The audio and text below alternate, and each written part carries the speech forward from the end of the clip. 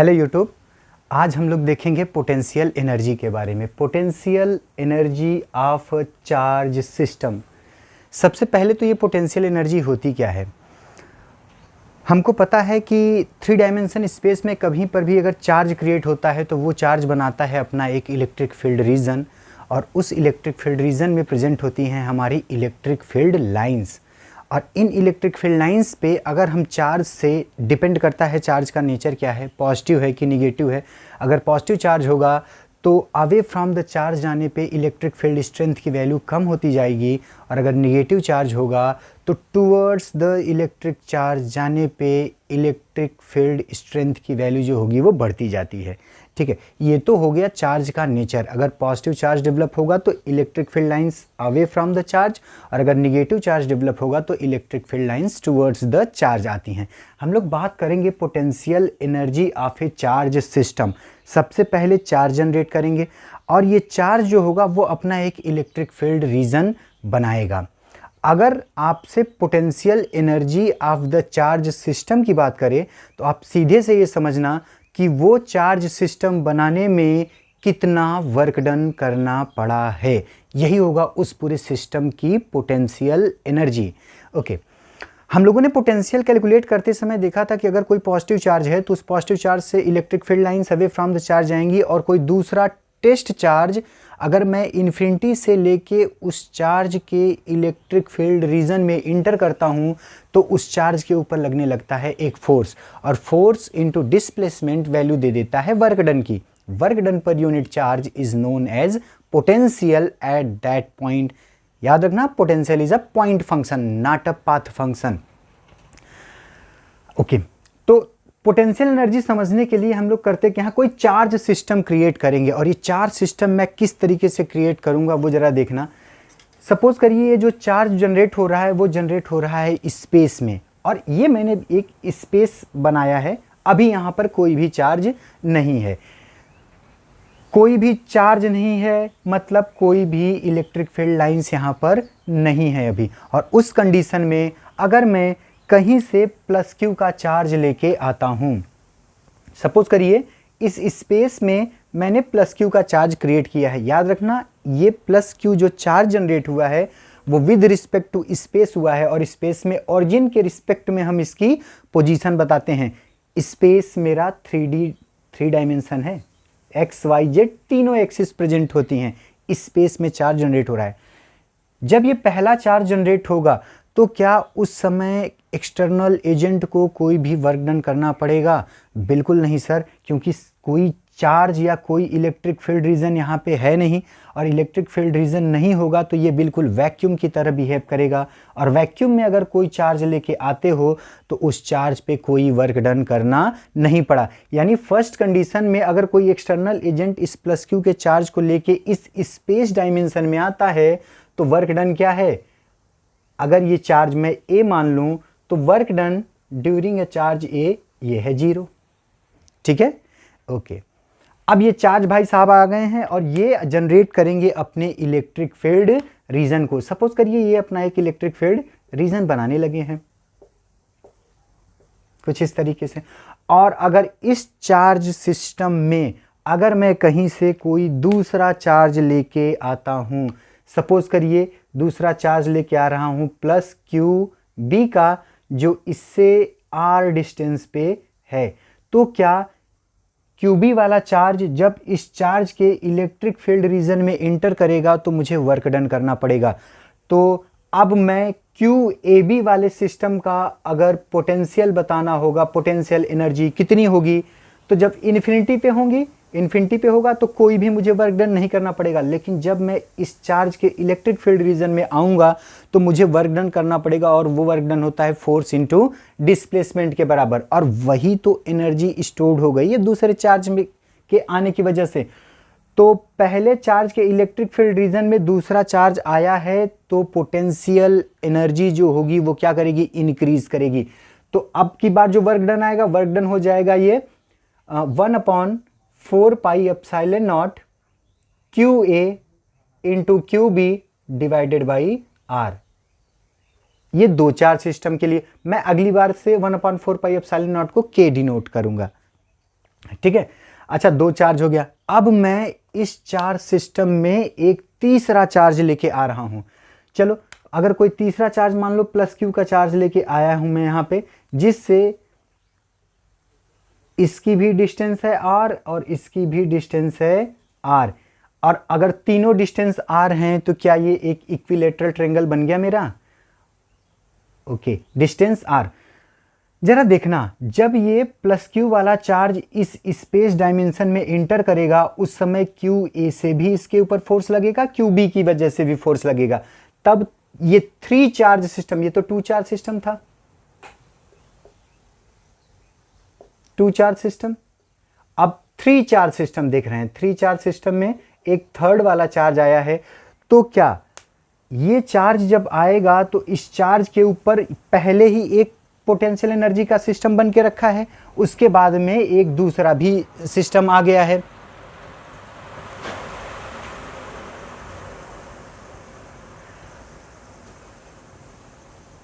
एक third charge inter कर रहा है इन 2 चार्ज सिस्टम के बीच में, तो ये दोनों चार्जेस भी इसके ऊपर फोर्स लगाएंगे कि नहीं लगाएंगे? तो अगर मैं अब की बार net potential energy of the system लिखने जाऊंगा तो वो हो जाएगा W A plus W A B plus W, ये मान लो चार्ज है सी पॉइंट पे आया है क्यू सी, तो W B C plus W A C. ये टोटल चार्ज सिस्टम, इतनी एनर्जी इस समय इस सिस्टम की हो चुकी होगी।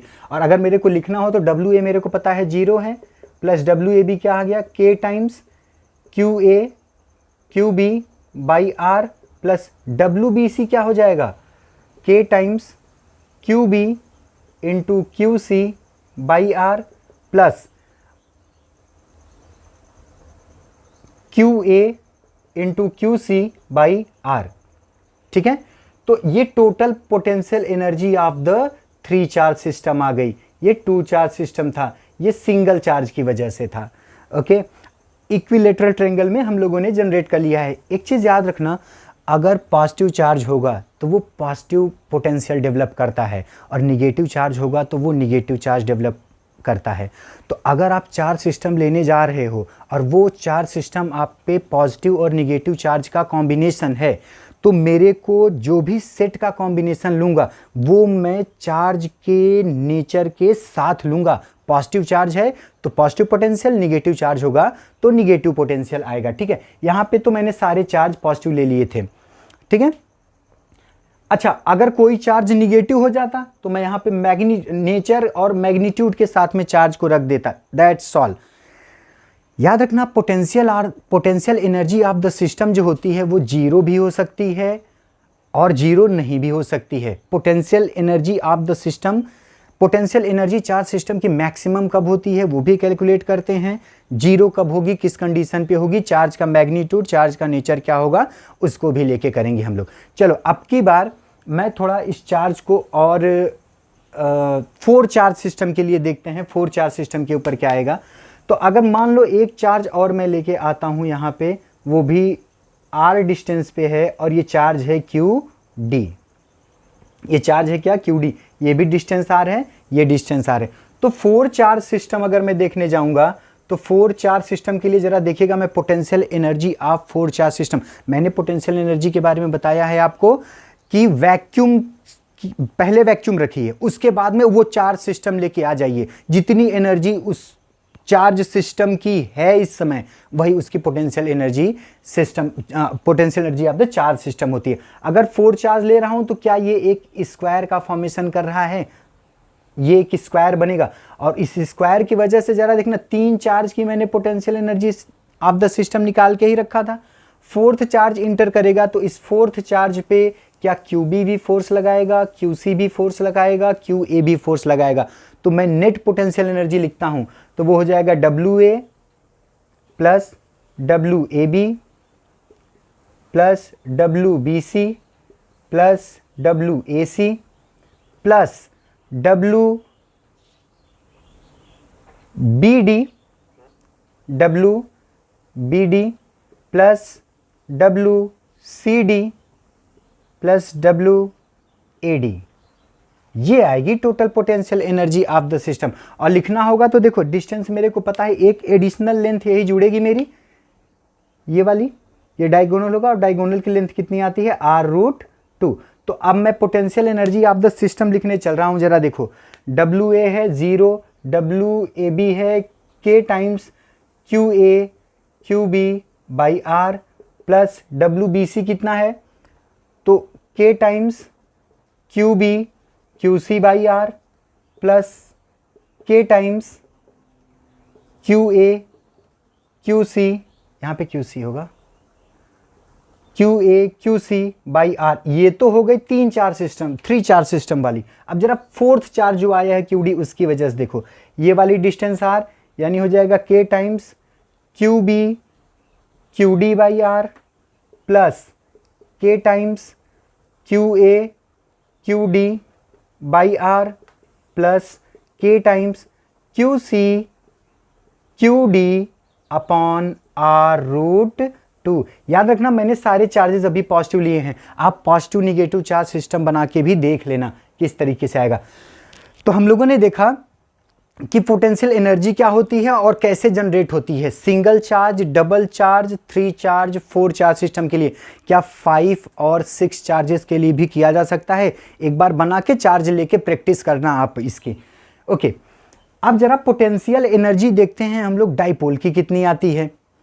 सपोज करिए स्पेस में हमको कहीं पे कोई यूनिफॉर्म इलेक्ट्रिक फील्ड लाइंस बनी हुई मिल रही हैं, स्पेस में मेरे को यूनिफॉर्म इलेक्ट्रिक फील्ड लाइंस बन के आ रही, बिना डायरेक्शन के आप बता नहीं सकते कि इलेक्ट्रिक फील्ड लाइंस कहाँ से आ रही हैं। अगर इधर से आ रही हैं तो मान लेना इधर प्लस Q का कोई चार्ज होगा, कुछ इस तरीके से इलेक्ट्रिक फील्ड लाइंस एंटर कर रही हैं।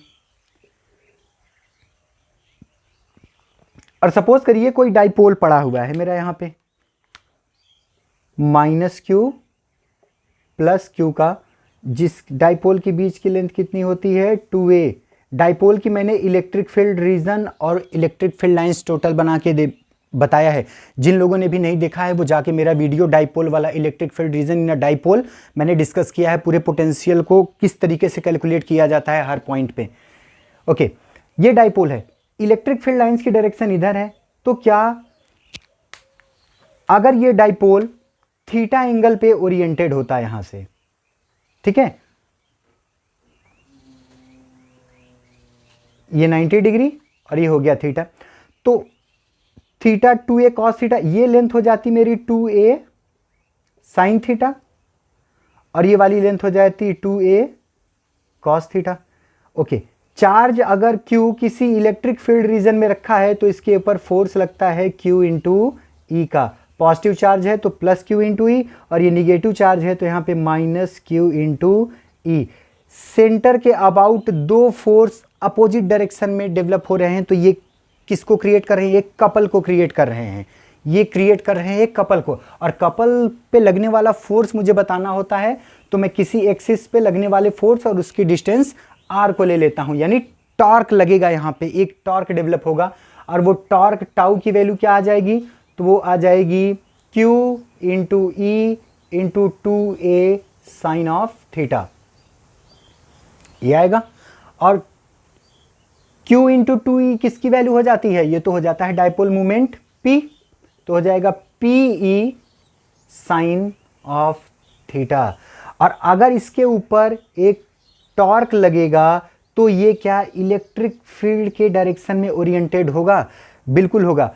और इलेक्ट्रिक फील्ड के डायरेक्शन में ओरिएंटेशन लेने के लिए डाइपोल जितना रोटेशन करता है वही तो एनर्जी स्टोर करेगा वो। तो अगर आपसे एनर्जी पूछा जाए एनर्जी कितनी है तो इसको बताओगे tau into D theta. Total work done के लिए इंटीग्रेट कर लेंगे हम लोग, DW ये हो जाएगा, टाउ की वैल्यू हो जाएगी PE sine of theta, integrate कर लूंगा इसको जनरल θ1 टू θ2 मैं मान लेता हूं, θ1 टू θ2, तो यहां से W की वैल्यू आ जाएगी PE minus cos theta, limit रख देंगे θ1 टू θ2, तो यहां पे वर्क डन आ जाएगा PE कॉस θ1 माइनस कॉस θ2। क्या अगर कोई डाइपोल किसी इलेक्ट्रिक फील्ड रीजन में रखा जाएगा तो वो डाइपोल अपने आप को इलेक्ट्रिक फील्ड के एक्सिस में ओरिएंट करेगा या ओरिएंटेशन लेगा और वो कितना वर्क डन करेगा, तो P E cos theta 1 minus cos theta 2। ठीक है, डाइपोल अगर किसी डाइपोल की पोटेंशियल एनर्जी जब वो किसी इलेक्ट्रिक फील्ड रीजन में रखा गया है तब करते हैं।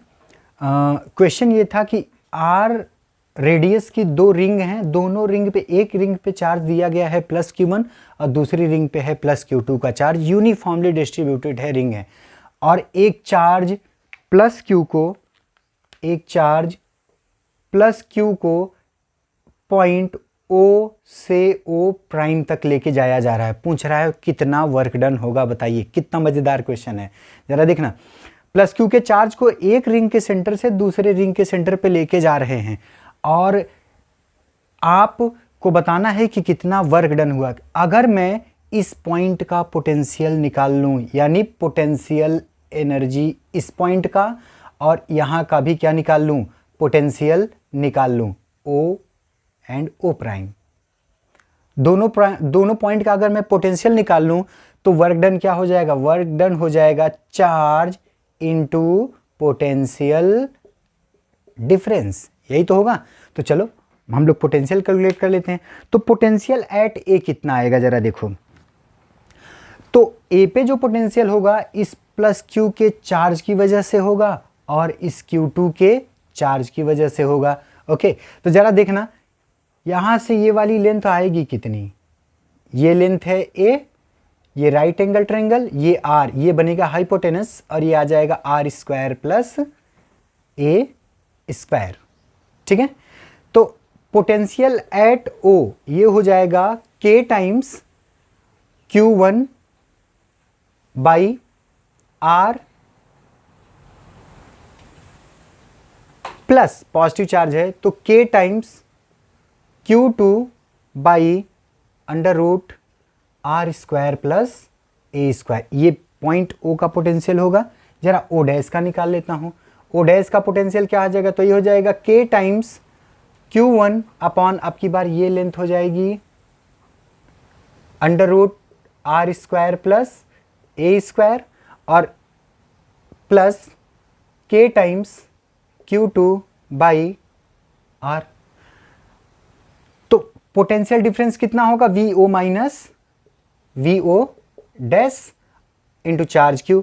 तो ये हो जाएगा, आप सीधे VO पता है, VO डैश भी पता है, चार्ज Q पता है, तो वर्क डन WQ हो जाएगा मेरा Q times VO minus VO dash.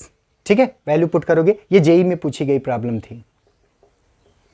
ठीक है, ओके। नेक्स्ट 2009 में एक प्रॉब्लम पूछी गई, बहुत बढ़िया प्रॉब्लम थी, इसने सब कुछ पूछ लिया, 10th की ज्योमेट्री भी पूछ ली आपसे, और potential energy, electric field at point O, BC के बीच में कितना फोर्स लग रहा है, और पोटेंशियल एट O। ठीक है, पोटेंशियल एट O क्या है, सारी चीज़ें बतानी थी।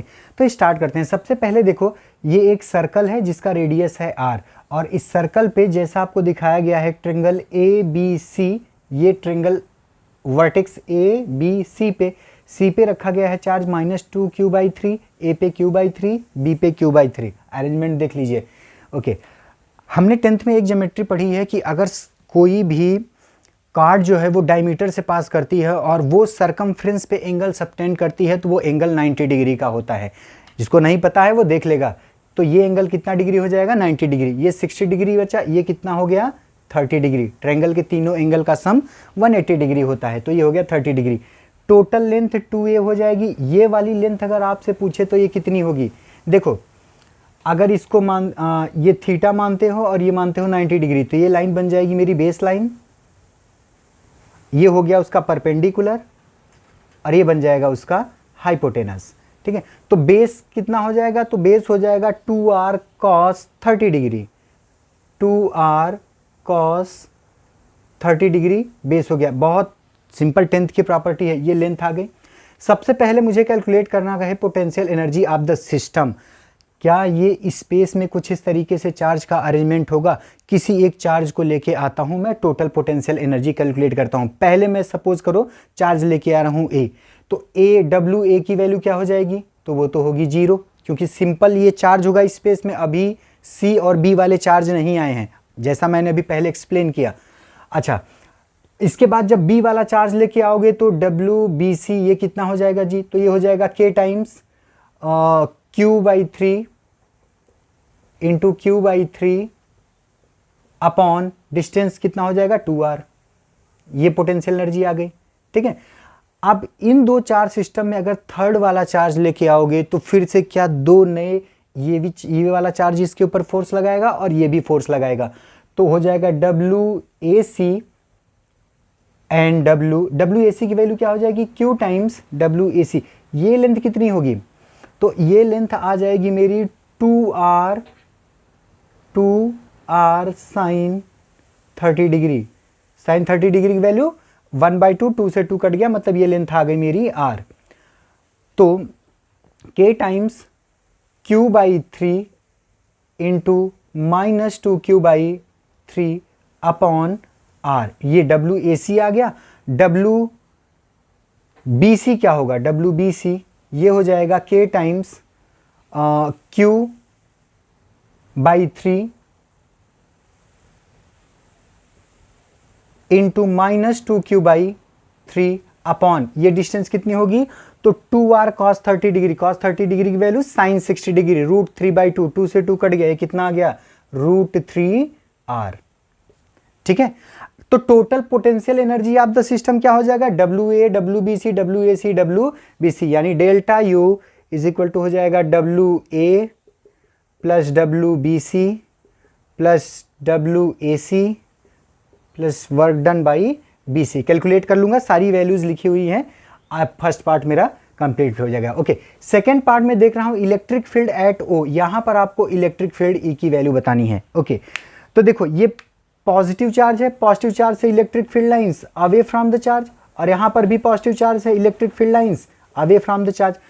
क्या दोनों चार्जेस का मैग्नीट्यूड सेम और डिस्टेंस भी सेम, ये equal in magnitude opposite in nature होंगे, तो ये वाले चार्ज एक दूसरे को क्या कर देंगे, कैंसिल आउट कर देंगे। जो भी इलेक्ट्रिक फील्ड आएगा वो किसकी वजह से आएगा, तो इस -2Q/3 के चार्ज की वजह से आएगा, और होगा किधर, निगेटिव चार्ज की वजह से इलेक्ट्रिक फील्ड लाइंस इधर जाएंगी, यानी इलेक्ट्रिक फील्ड E0 की जो वैल्यू होगी वो negative direction of x axis में कितनी आएगी, तो ये आएगी 1/4 pi epsilon not -2Q/3 upon r square. ठीक है, या इसी को आप लिख सकते हो, कट जाएगा तो ये E0 की वैल्यू निगेटिव x डायरेक्शन में 2 से 2 कट गया 3,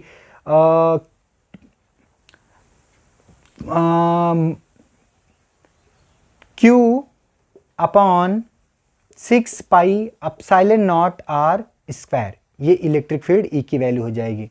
clear, second part. Third part में कह रहा है फोर्स BC बताना है मेरे को, चार्ज -2Q/3 और +Q/3। अच्छा, चार्ज का नेचर ये निगेटिव, ये वाला positive charge, unlike charges attract each other, यानी FBC जो अट्रैक्टिव फोर्स है उसकी वैल्यू कितनी आएगी, तो ये हो जाएगी मेरी 1/4 पाई एप्सिलॉन नॉट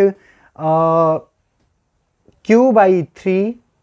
क्यों फोर्स बताना है तो फोर्स बताते समय हम लोग चार्ज का नेचर नहीं कंसिडर करते, Q/3 into 2Q/3 upon distance कितना हो जाएगा, ये √3r का स्क्वायर, √3r का होल स्क्वायर। ठीक है, third part clear. First part में ये आया पोटेंशियल एनर्जी मेरी, सेकेंड पार्ट में इलेक्ट्रिक फील्ड इस पॉइंट पे इतना आ रहा है, थर्ड पार्ट फोर्स कितना है BC के बीच में, तो ये आ गया। अब पूछ रहा है पोटेंशियल एट O। ओके, तो पोटेंशियल एट O जो आएगा वो आ जाएगा मेरा, फोर्थ पार्ट में मुझे पोटेंशियल एट O कैलकुलेट करना है, तो पोटेंशियल एट O की वैल्यू क्या हो जाएगी, पॉजिटिव चार्ज होगा तो पॉजिटिव पोटेंशियल डेवलप करेगा, निगेटिव चार्ज होगा तो निगेटिव चार्ज पोटेंशियल डेवलप करेगा। मेरे को एल्जेब्राइक सम लेना होता है। ओके, तो जरा देखते हैं बी, सारे चार्ज क्या r ही डिस्टेंस पे हैं, हाँ सब, ये भी r, ये भी r और ये भी r डिस्टेंस पे हैं, तो V0 की वैल्यू हो जाएगी k टाइम्स Q/3, k/r में बाहर ले रहा हूं, Q/3 plus 2q/3 minus 2q/3, और ये नेट में कितना आ रहा है 0, तो पोटेंशियल एट द सेंटर की वैल्यू क्या आएगी 0 होगी। Okay, that's for today class boys.